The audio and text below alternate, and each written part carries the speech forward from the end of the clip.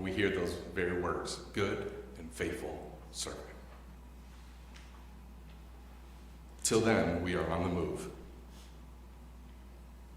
Jesus' call to us to all of us, is to get in step right behind him. Come follow me. I'm leading the path right behind me.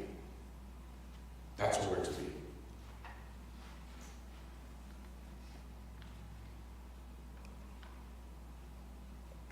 I don't think Jesus, as we're looking through, and he calls his disciples, nowhere along was there any issues of, well, I need you to understand theologically all of these things. He just says, come, follow me, and I will make you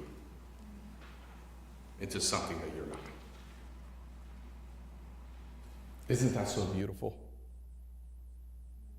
That when he calls us, he says, I'm going to make you. Don't worry, I'm going to take care of it.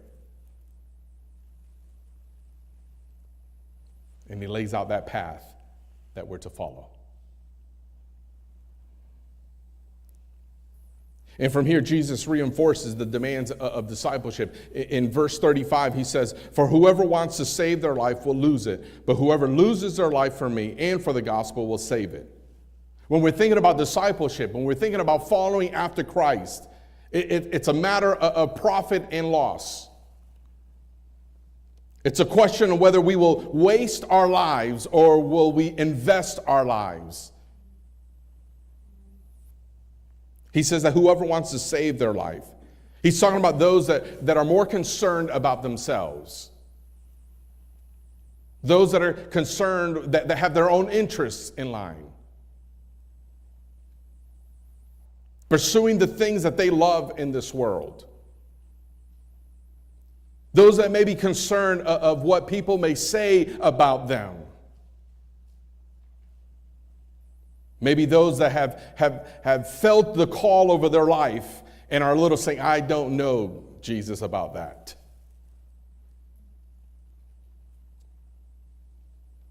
Those that are standing for the rewards that this world holds. Those that are looking and saying, look at what I've been able to accomplish. I can't leave this. And Jesus says those are the ones that will lose it all. Whoever loses their life for me in the gospel. Those are the ones that have surrendered completely to him. Those that are all in for Jesus. Those that don't care what other people say. Those that say, no, for me and my house, we will serve the Lord. Those that have made the decision to, no, I'm going to pursue Jesus every single day of my life. Those that carry the cross, those that make that sacrifice every single day. Those that are following Jesus obediently, wherever he leads. He says, those will save it. Will save it.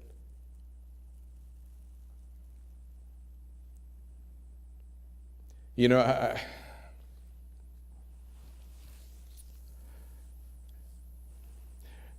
for some reason, so many of us, when we want to make a decision for Christ, there's always a thought of, if I surrender my life to Christ, Jesus is going to make me sign up to, where's Cindy? Missionary to, I'm not bashing the missionary moment. I'm just saying, we have this thought sometimes of, if I say yes to Jesus, I'm going to end up in some little village in Africa in the middle of nowhere where we have those thoughts in our mind.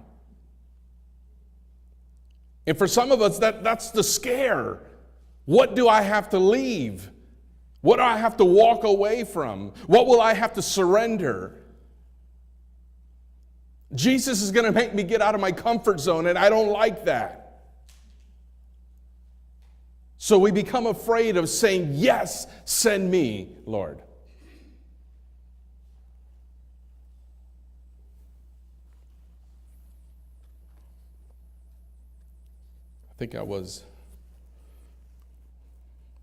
I have to think. And sometimes it's pretty hard thinking. I think I was 16 years old, 15, 16 years old, when I first started feeling the Lord calling me.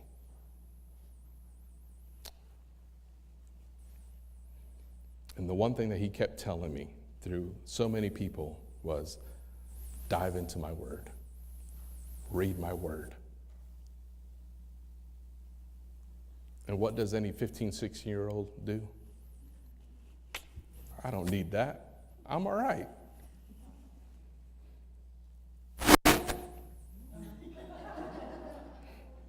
Sorry, Lord.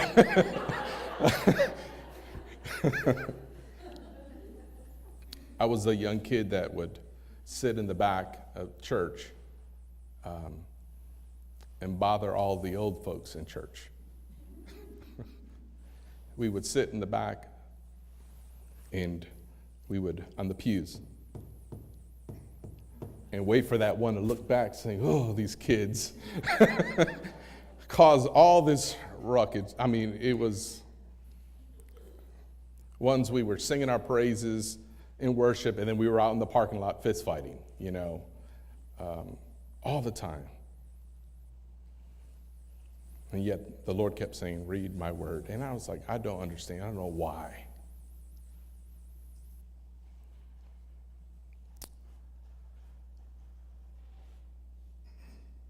If the Lord would have said back then, this is why, I would have said, you're crazy. I'm never going to do that. But I got to the point where I said, okay, Lord, you want all of me, and I'll give you all of me. And it just wasn't one time. I'm hard-headed. I had to do it a lot of times. Lord, okay, all of me. That too, yes, all of me, yes. Can we start all over again? I messed up. It's only Monday, and I said that Sunday kind of deal. And it was a daily surrender. I had to.